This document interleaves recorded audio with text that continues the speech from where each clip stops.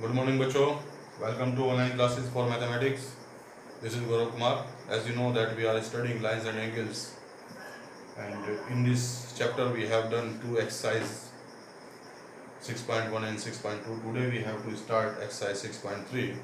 Before we start the questions of this exercise 6.3, I would like to discuss a theorem that is 6.7, and this theorem states the sum of the angles of a triangle is 180. बच्चों इस theorem को का statement आप बहुत बार कर चुके हो, and in 8th class you have also done an activity based on this theorem.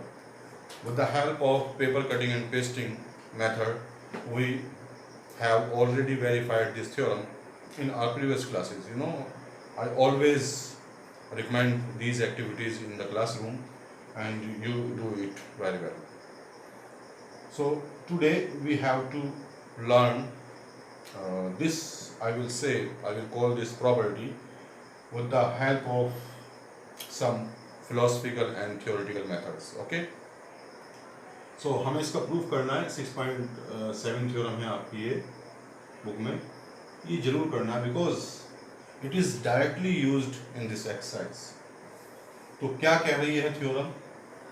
उस थ्योरम के हिसाब से हमें एक ट्राइंगल बनाना है, और उस ट्राइंगल में हमें उसका नामकरण संस्कार भी करना है.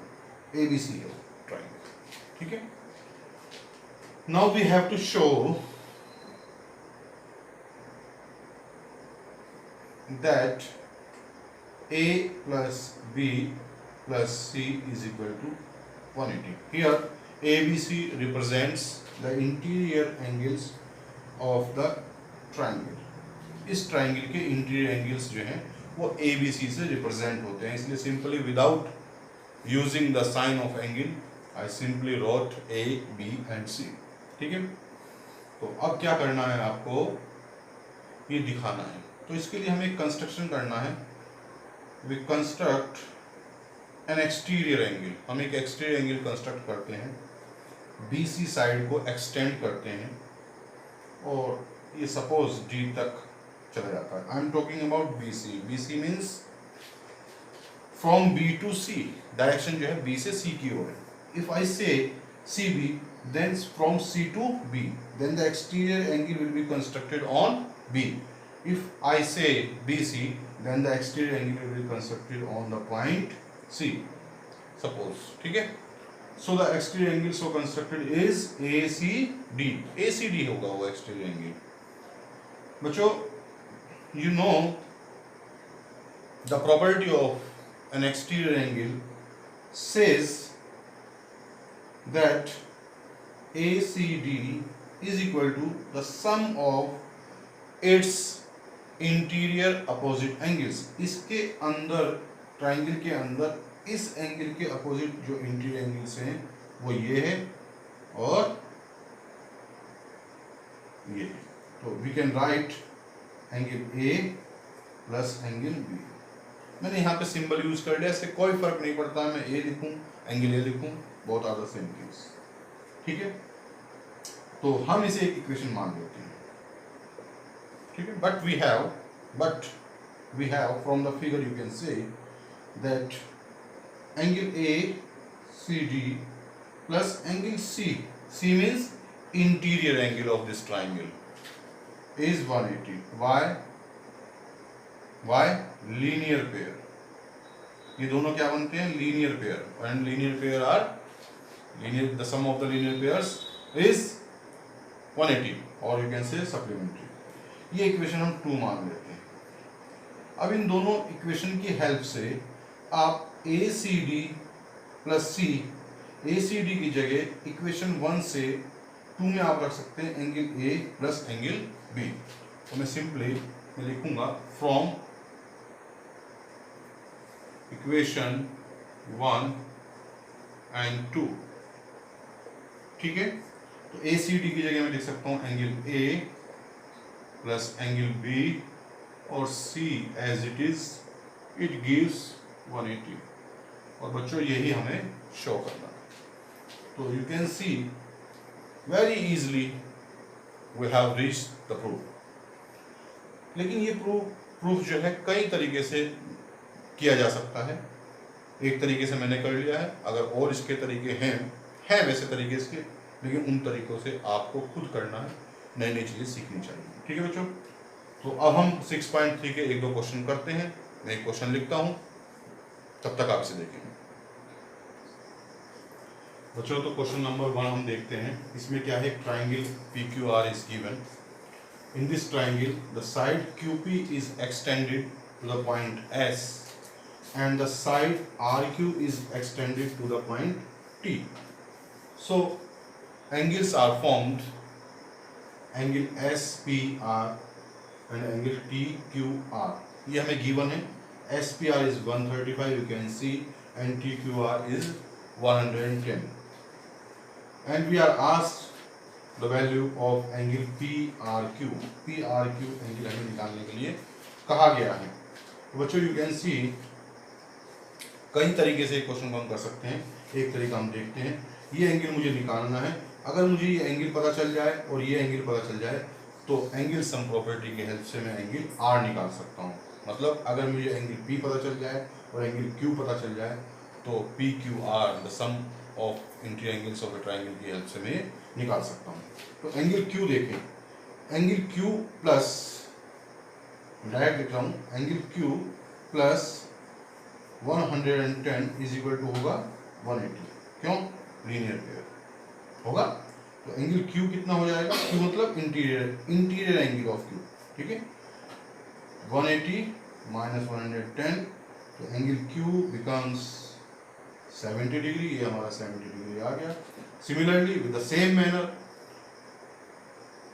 Angle P plus 135 again 180, why? Linear pair.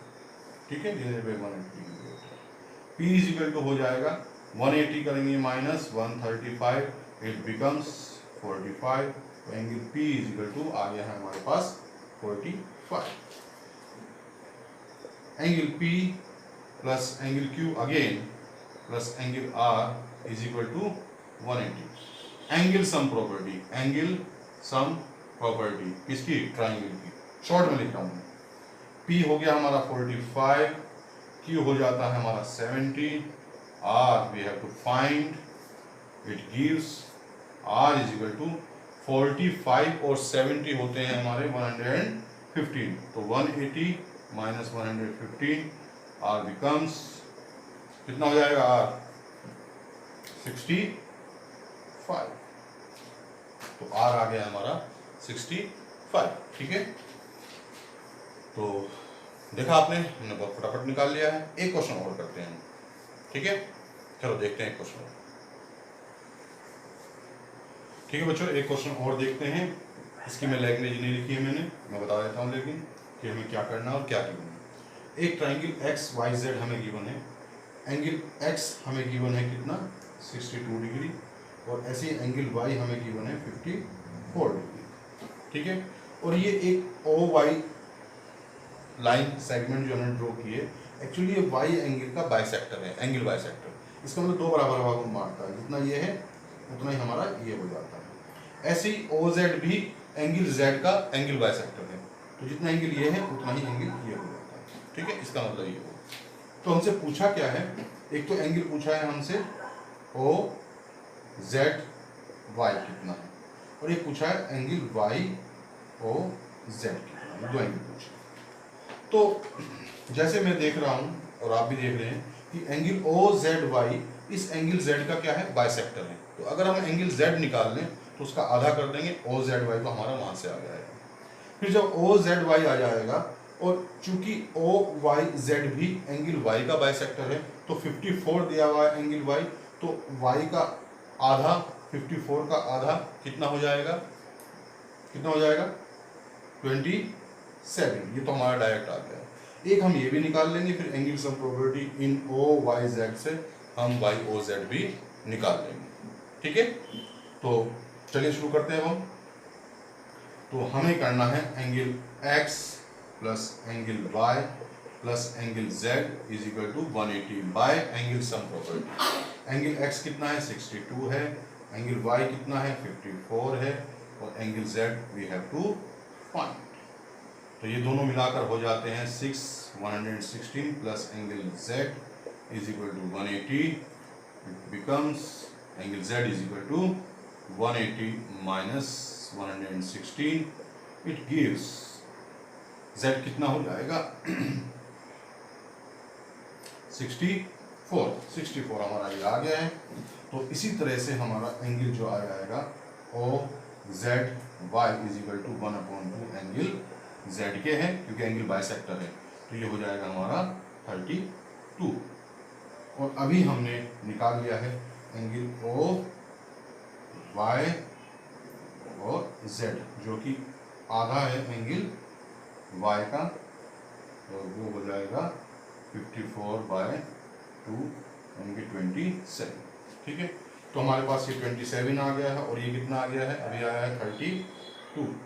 तो using angle sum property in triangle O Y Z, तो हम इसे रब कर देते हैं, क्योंकि ये हमने लिख रखा है।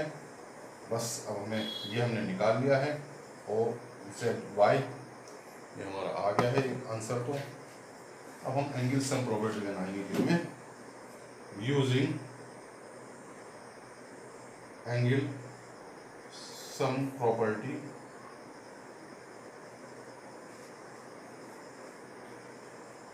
इन ट्राइंगल ओ वाई जेड।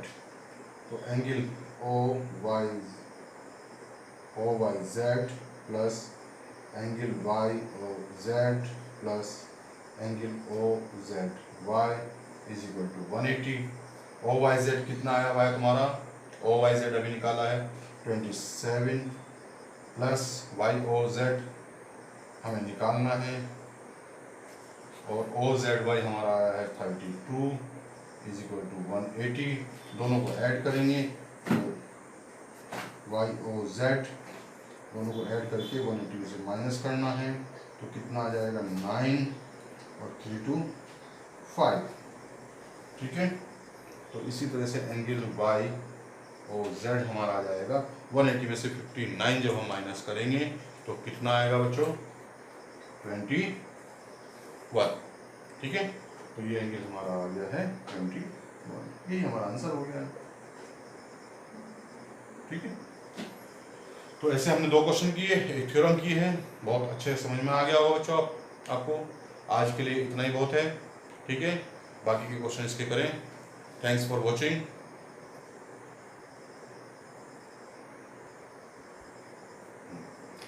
लेकिन बच्चों एक करेक्शन है, ये 121 आएगा। ठीक है ना, मैंने 80 में से 59 माइनस कर दिया है, 180 है, तो 121 इज आवर आंसर। बस देखने से पता चल रहा है 21 तो हो ही नहीं सकता है, क्योंकि कैसा एंगल है 90 डिग्री से बड़ा एंगल है। ठीक है, तो 121 आ गया है हमारा आंसर। तो बच्चों हमने थ्योरम की 2 क्वेश्चन किए, अब बाकी के क्वेश्चन आप लोगों को करने हैं, ट्राई करने हैं। समझ में नहीं आता है तो मुझसे पूछना है। ठीक है बच्चों, thanks for watching, bye bye.